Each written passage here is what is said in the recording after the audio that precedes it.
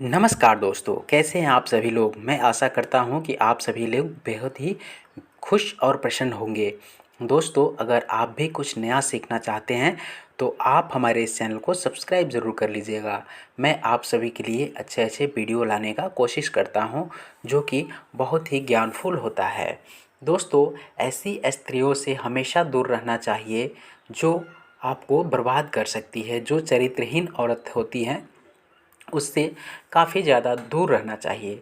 चाणक्य नीति व्यक्ति को जीवन सद्गुणों को विकसित करती है। जो व्यक्ति चाणक्य की नीतियों पर अपना लेता है उसे जीवन में आने वाली चुनौतियों से निपटने में बहुत ही आसानी हो जाती है।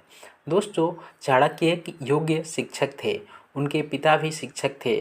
पिता की इस परंपरा को आगे बढ़ाते हुए चाणक्य ने भी शिक्षक बनने का फैसला किया। शिक्षक बनने से पहले चाणक्य ने वेद और साहित्य का अध्ययन किया। चाणक्य योग्य शिक्षक होने के साथ साथ एक कुशल अर्थशास्त्री भी थे। वे प्राचीन तक्षशिला विश्वविद्यालय में आचार्य भी थे।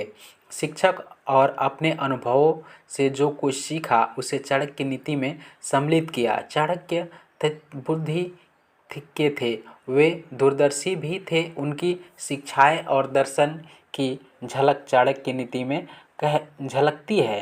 दोस्तों, चाणक्य नीति के अनुसार मूर्ख लोगों को कभी उपदेश नहीं देना चाहिए। ऐसा करने से समय को बर्बाद करने जैसा होता है।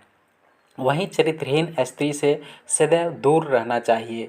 चरित्रहीन स्त्री की संगत करने से बदनामी मिलना तय है। समाज में ऐसे व्यक्तियों को सम्मान की दृष्टि से नहीं देखा जाता है। साथ ही दुष्ट प्रभाव की स्त्रियों से बचना चाहिए। ऐसी स्त्रियों की मदद भी नहीं करनी चाहिए।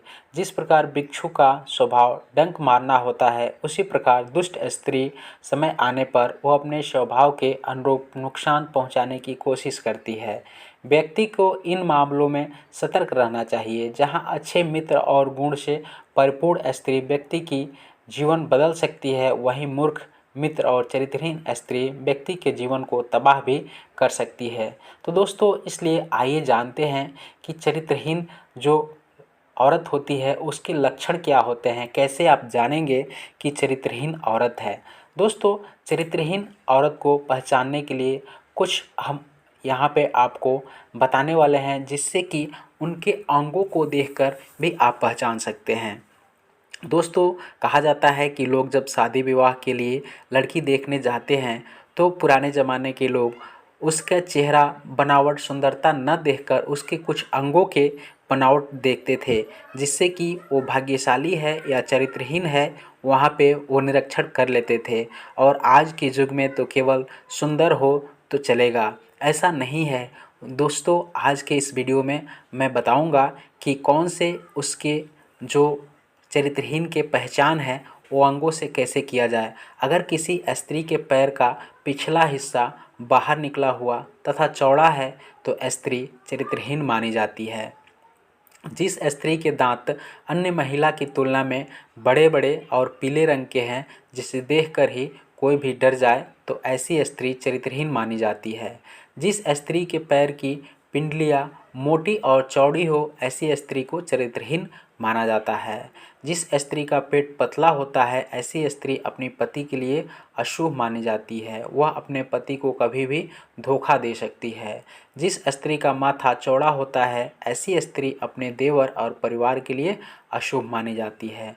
जिस स्त्री का कुल्हा बड़ा है, ऐसी स्त्रियां भी चरित्रहीन मानी जाती है। जिस स्त्री के पैर की सबसे छोटी अंगुली तथा उसके पास वाली अंगुली अगर ज़मीन पर नहीं छूती है तो समझ लीजिए कि वह स्त्री चरित्रहीन हो सकती है।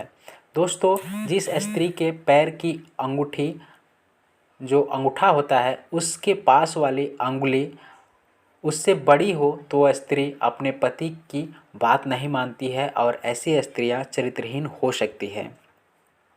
जो महिला क्रोधित स्वभाव की होती है, ऐसी स्त्रियां भी चरित्रहीन मानी जाती है।